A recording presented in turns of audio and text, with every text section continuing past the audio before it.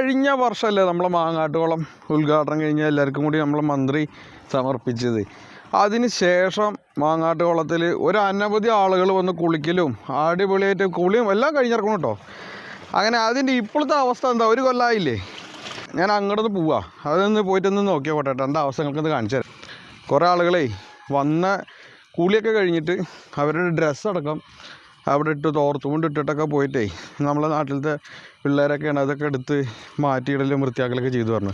അങ്ങനെ കുറച്ച് ഉപദ്രവങ്ങളൊക്കെ കുറച്ച് ആൾക്കാർ വന്ന് ചെയ്തു. പക്ഷേ കുറേ ആൾക്കാർ ഡീസൻ്റായിട്ടാണ് കുളം കുളിയൊക്കെ കഴിഞ്ഞ് നല്ല വൃത്തിയിൽ പോയെന്നൊക്കെ കേട്ടു കേട്ടോ. ആ കാണും മൊത്തം വെള്ള കുളം. ഇപ്പോഴേ കുളത്തിൽ ആരോ കുളിച്ചുകൊണ്ടിരിക്കുന്നുണ്ട് കേട്ടോ. കുട്ടികളുടെ ചെറിയങ്ങളെയൊക്കെ കേൾക്കുന്നുണ്ട്. എന്താ അവസ്ഥ എന്ന് പോയോട്ടെ കേട്ടാ. ഈ ചാല് വഴിയായി വെള്ളം പോകാൻ വേണ്ടിയിട്ട് സെറ്റാക്കിയതാണ്. പക്ഷേ അടിയിൽ കൂടെ നന്നായിട്ട് ഇത് വെള്ളം ലീക്കായി പോകുന്നുണ്ട്. വെള്ളം കുളം നിറഞ്ഞതിൻ്റെ ഇവിടെ ഇരിപ്പിടമൊക്കെ നോക്ക്, വലിയ കച്ചറൊന്നുമില്ല കേട്ടോ. ഒരു കൊല്ലം ഒരുവിധം ആളുകൾ ഇവിടെ വന്നിട്ട് തകർത്ത് പോയിറക്കണു. അപ്പോൾ ഞാൻ അതിന് ശേഷം ഞാൻ ആദ്യമായിട്ട് കഴിഞ്ഞ മാങ്ങാട്ടുകുളം ഉദ്ഘാടനം കഴിഞ്ഞപ്പോൾ വന്നതാണ്. വീടിൻ്റെ അവിടെ നിന്ന് ഒരു 100-200 മീറ്റർ ഇല്ല എനിക്ക്, പക്ഷേ ഇങ്ങോട്ട് വന്നിട്ടില്ല, പിന്നെ വന്നിട്ടില്ല. സംഭവമേ ഇവിടെയൊക്കെ നല്ല ക്ലീനും വൃത്തിയായിട്ടാണ് സംഭവം. ഇതിൻ്റെ ഇതെന്താ പറയുക വെച്ചാൽ ഇവിടെ വരണ ആളുകളുടെ ആ ഒരു കയ്യിലാണ് ഇതിൻ്റെ വൃത്തി കിടക്കുന്നത്. ഇപ്പോൾ തന്നെ നോക്കി നോക്ക്, വലിയ ബുദ്ധിമുട്ടൊന്നുമില്ല, നല്ല വൃത്തിയൊക്കെയാണ്. പിന്നെ ഇതിൻ്റെ പെയിൻറ്റും സാധനങ്ങളൊക്കെ ഉണ്ടല്ലോ, അത് മാത്രം കുറച്ച് പോയിട്ടുണ്ട്, അത്ര മാത്രമേ ഉള്ളൂ. പെയിൻറ്റ് പോയി വെച്ചിട്ടുണ്ടെങ്കിൽ പിന്നെ എനിക്കൊരു ഇത് തോന്നട്ടോ. കാരണം നമ്മളിപ്പോൾ ഈ വണ്ടി ആയാലും ഇങ്ങനത്തെ പെയിൻറ്റ് അടിച്ച ഭാഗങ്ങളൊക്കെ വൃത്തി വരണമെന്ന് വെച്ചാൽ ഇതൊക്കെ ഷാമ്പു ഇട്ടിട്ടൊക്കെ കഴുകാനൊക്കെ ആരെങ്കിലുമൊക്കെ തയ്യാറാവണം. ശരിക്കും വല്ല സംഘടനകളോ ക്ലബ്ബോ അങ്ങനെയുള്ള ടീംസൊക്കെ വന്നിട്ട് ഇതൊക്കെ ചെയ്യുകയാണെന്ന് വെച്ചാൽ നമുക്കിങ്ങനെ ഭംഗി നിലനിർത്താൻ പറ്റും. കാരണം ഒരു വ്യക്തിയായിട്ടൊന്ന് ഇറങ്ങി തിരിച്ചാലൊന്നും ഒന്നും ആവില്ല. അതാ. പിന്നെ ഇവിടെ ഒരു സംഭവം ഉണ്ട് കേട്ടോ. അതിൻ്റെ ഇവിടെ കുളിക്കാൻ വന്നു കഴിഞ്ഞാൽ ഞാൻ നേരത്തെ സൂചിപ്പിച്ചല്ലോ, ഒരുവിധം സാധനങ്ങളും അണ്ടർവെയർ വരെ ഇവിടെ ഊരിയിട്ടിട്ട് പോകുന്നുണ്ടെന്നാണ് നമ്മളെ സുഹൃത്തുക്കൾ പറഞ്ഞത്. ഇവിടുത്തെ കാര്യങ്ങൾ ഇതെന്തായാലും ഒരു നല്ലൊരു കാര്യമായി. ശുചിത്വ കേരളം അത് നല്ലൊരു പരിപാടിയായി. കാരണം ഇവിടെ വരുന്ന ആളുകളുടെ വേസ്റ്റായിട്ടുള്ള സാധനങ്ങളുണ്ടല്ലോ, ഈ മിഠായി കവർ സാധനങ്ങളൊക്കെ, പക്ഷേ അതൊക്കെ ഇവിടെ വലിച്ചെറിഞ്ഞിട്ടുണ്ട്. ഇതിൻ്റെ പിന്നിക്കൂടെ കിഴിഞ്ഞു പോകുന്നുണ്ട്.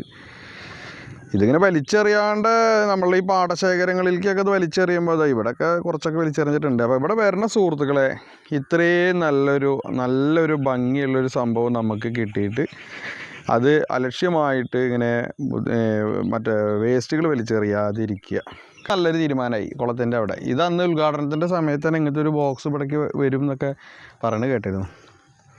പിന്നെ കുളത്തിൻ്റെ ഒരു ഭംഗി നോക്ക്. അപ്പം ഞങ്ങളെ മാങ്ങാട്ടുകുളത്തിലേക്ക് ഇനിയും വരാത്ത ആളുകളുണ്ട് വെച്ചാൽ വരിക. കാരണം കണ്ടോ, നിങ്ങളെ കാത്തിട്ട് ഇങ്ങനെ നീല കളറിൽ ഇങ്ങനെ കിടക്കുകയാണ് വെള്ളം. ആഴമുണ്ട്. കുട്ടികൾക്ക് ഇറക്കൊണ്ട് വരുമ്പോൾ ശ്രദ്ധിക്കുക. അത് കുട്ടികളൊക്കെ വെള്ളത്തിൽ പൊന്തി നിൽക്കാൻ പറ്റുന്ന രീതിയിലത്തെ ജാക്കറ്റ് സാധനങ്ങളൊക്കെ കൊണ്ടുവരിക. കാരണം ഇവിടെ ഞങ്ങളായിട്ട് കണ്ടുവച്ചേരുന്ന സാധനങ്ങളൊക്കെ ഒരുവിധ ആൾക്കാർ നശിപ്പിച്ചിട്ടുണ്ട്. അപ്പോൾ നിങ്ങളുടെ കുട്ടികളായിട്ട് വരുമ്പോൾ ഇങ്ങനെ സാധനങ്ങൾ സ്ഥലത്തേക്ക് വരുമ്പോഴേ ഒന്ന് കെയർ ചെയ്യാനുള്ള സാധനങ്ങളുണ്ടല്ലോ അത് കൊണ്ടുവരണം എന്ന് പറയുക. പിന്നെ ഇതിൻ്റെ 4 പുറവും വലിയ ബുദ്ധിമുട്ടും നല്ലൊരു അനർത്ഥം ഇല്ലാത്ത രീതിയിലുണ്ട് കേട്ടോ. പിന്നെ ഈ കരിങ്കൽ പടവ് കൂടെ പിടിച്ച് കയറിയിട്ട് ഇങ്ങോട്ട് ചാടണ ഒരു സംഭവമുണ്ട്. എല്ലാവരും ചെയ്യും. ഇപ്പോൾ ഞാനായാലും കുളത്തിൽ കയറി കഴിഞ്ഞാൽ ഞാനത് ചെയ്യും. അപ്പോൾ ഇത് കൂടെ പിടിച്ച് കയറുന്ന ആൾക്കാരോട് പറയാനുള്ള എന്താ വെച്ചിട്ടാൽ ഈ കല്ലുകളുണ്ടല്ലോ, ഈ കല്ലിൻ്റെ ഒക്കെ പാക്കിങ് വെച്ചിട്ടുള്ള ചെറിയ കല്ലില്ലേ, ആ കല്ല് ലൂസായതിനു ശേഷം ഈ വലിയ കല്ല് ആയിക്കോട്ടെ ഇങ്ങനെ ചെരിച്ച് വെച്ച് കെട്ടിയതല്ലേ, അപ്പോൾ വലിയ കല്ലും കൂടെ പിടിച്ച് കയറുമ്പോൾ ആ കല്ല് വീഴുന്നുണ്ട്. ചില കല്ലുകളൊക്കെ വലിയ കല്ലുകളൊക്കെ അതിൻ്റെ ഇടയിലൊക്കെ വീണിട്ടുണ്ട്. അപ്പോൾ വരുന്ന ആളുകളൊക്കെ അതൊക്കെ ഒന്ന് ശ്രദ്ധിക്കണം കേട്ടോ. ലൈറ്റ് ഇവിടെ ഒരു 9-10 മണി വരെയൊക്കെ ആളുകൾ വന്നായിരുന്നു. പിന്നെ ഈ സ്റ്റെപ്പിലൊക്കെ ഉള്ള പെയിൻറ്റ് പോയിട്ടുള്ളൂ കേട്ടോ, വേറെ പൊളിഞ്ഞു പോയിട്ടൊന്നുമില്ല. എന്തൊക്കെ പറഞ്ഞാലും ഒരു കൊല്ലത്തിൻ്റെ ഉള്ളിൽ ഇവിടെ വന്ന ആളുകളുണ്ടല്ലോ, എൻ്റെ വീടിൻ്റെ അത് കൂടെ ഒക്കെ ഇങ്ങനെ മാങ്ങാട്ടുകുളം തിരഞ്ഞിട്ട് ഇങ്ങനെ വരിക തന്നെയായിരുന്നു. ഇവിടെ കുറച്ച് ബുദ്ധിമുട്ടുണ്ടെന്ന് വെച്ചിട്ട് റോഡ് സൈഡിൽ വണ്ടി പാർക്ക് ചെയ്യുന്ന ആൾക്കാരൊക്കെ ഒന്ന് ഒതുക്കി പാർക്ക് ചെയ്യുക. വണ്ടി വന്ന് നിർത്തിയിട്ട് കുളത്തേക്ക് വരാനുള്ള ഒരു ആവേശത്തിൽ അവരെന്ത് ചെയ്തിട്ട് വണ്ടി ഇപ്പോൾ കണ്ടൊരു വണ്ടി കണ്ടോ, ഇതിൽ കുളി കഴിഞ്ഞപ്പോൾ പോയ ആൾക്കാരാണ്. അപ്പോൾ അതുമാതിരി വണ്ടി റോഡിൻ്റെ സൈഡിൽ നിന്ന് പരമാവധി അണച്ച് പാർക്ക് ചെയ്യണം കേട്ടോ.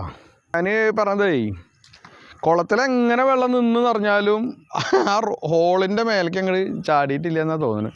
കാരണം വെള്ളം നിന്നതിൻ്റെ ഒരു പാട് വെച്ച് നോക്കുമ്പോൾ ഉണ്ടോ. അപ്പോൾ നമ്മളെ മാങ്ങാട്ടുകുളം ഒരു വട്ടം കൂടിയും ഞാൻ നിങ്ങളതിനെ ക്ഷണിക്കുന്നു. മാങ്ങാട്ടുകുളത്തിൽ വരിക, കുട്ടികളെ നീന്തൽ പഠിപ്പിക്കുക ഒക്കെ ചെയ്യണം. ഓക്കെ, അപ്പോൾ മറ്റൊരു ചെറിയൊരു വിശേഷമായിട്ട് കാണുന്നവരെ ബൈ.